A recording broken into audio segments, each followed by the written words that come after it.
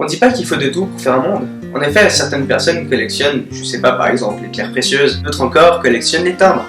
Pour ce premier épisode, nous allons nous intéresser au marché du gaming et du rétro gaming en Suisse. Comme cette chronique est destinée aux gamers, intéressons-nous à une collection de gamers, une vraie collection. Pour ce premier épisode, nous sommes rendus à Lausanne, c'est sur les bords du lac Léman, juste à la frontière française, pour rencontrer Williams. Il est étudiant à l'EPFL, l'école polytechnique fédérale de Lausanne, et il a une collection plutôt sympathique et variée.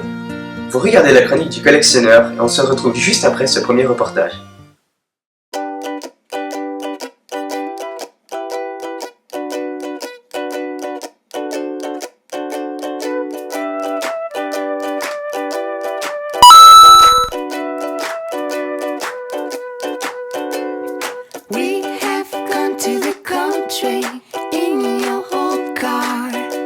Alors, je m'appelle William et puis j'ai 23 ans et je suis étudiant.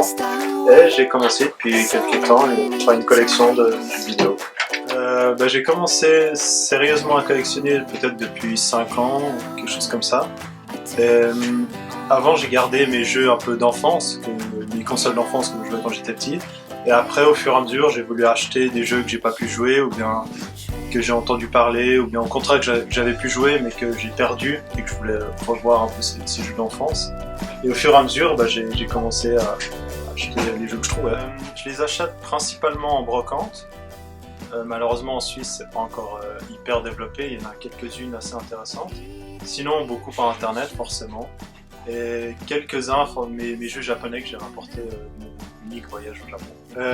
Une brocante qui est assez intéressante, c'est celle de Morges. Ils organisent 4-5 fois par année dans un immense hall.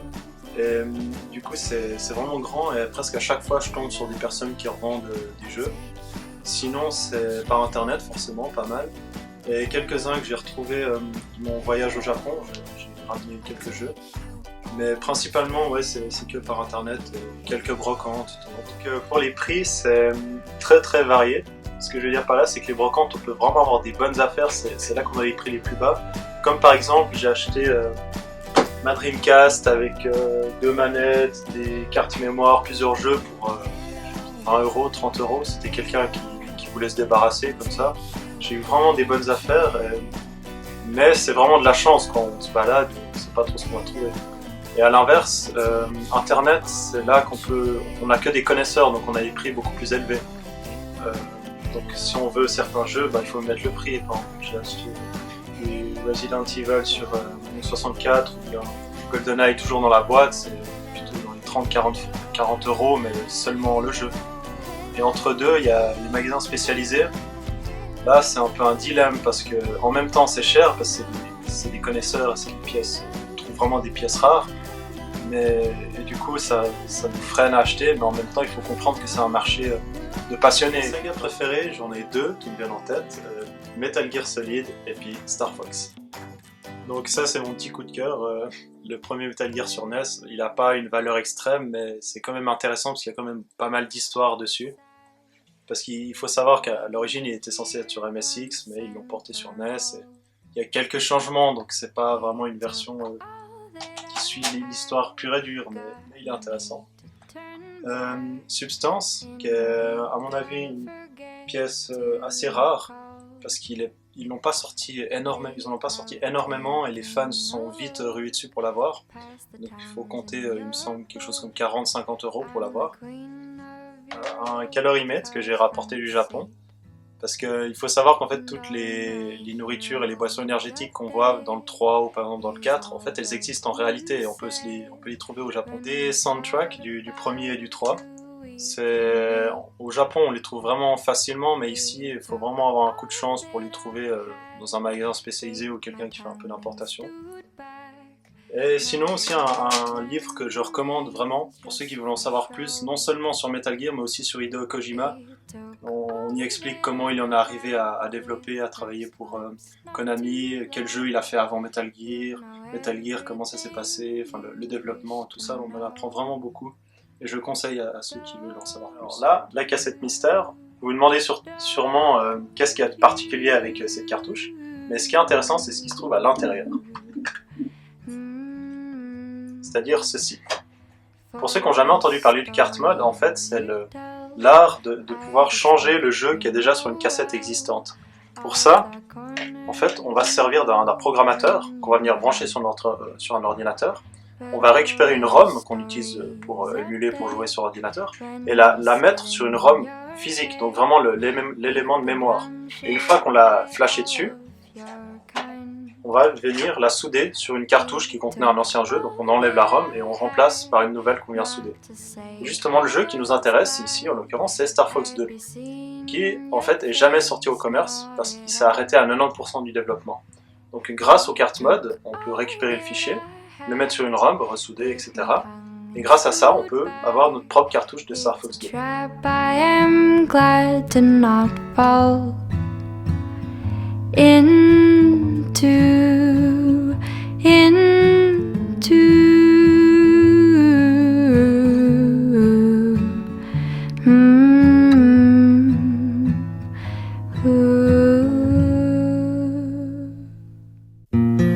Pour aider notre ami Williams à faire grandir sa collection, mais également pour aider nos amis francophones à bien comprendre la situation de la Suisse, essayons d'abord de résumer la Suisse en 2-3 mots.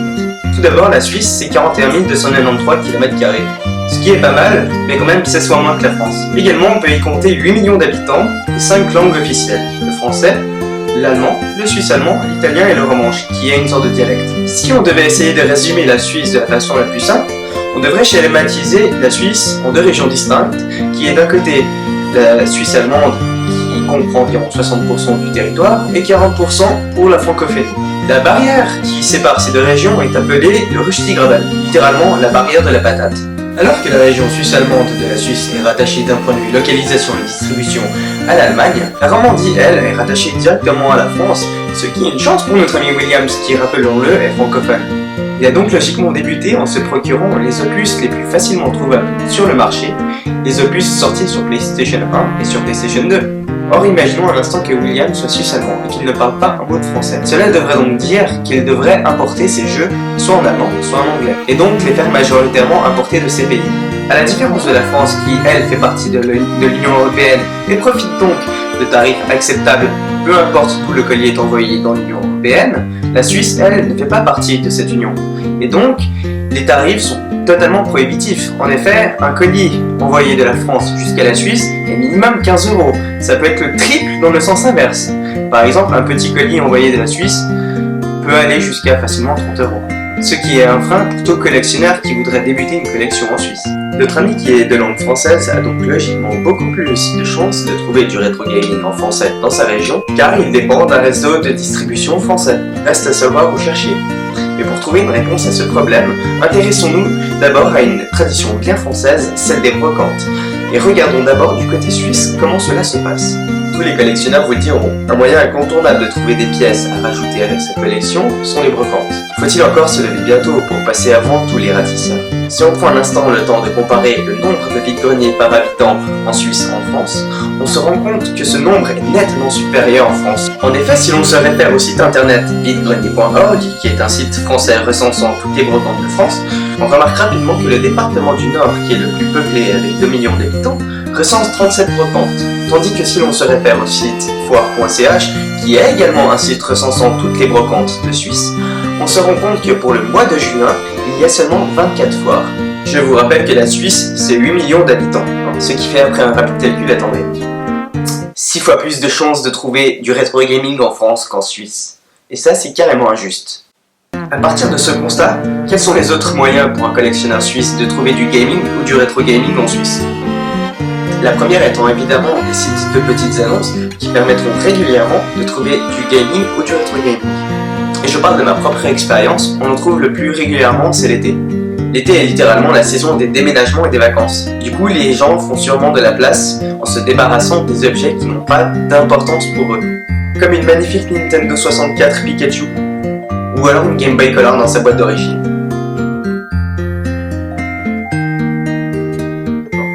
Ou encore un magnifique exemplaire de Zelda Ocarina of Time dans sa boîte. Pardonnez-moi pour ce petit relâchement.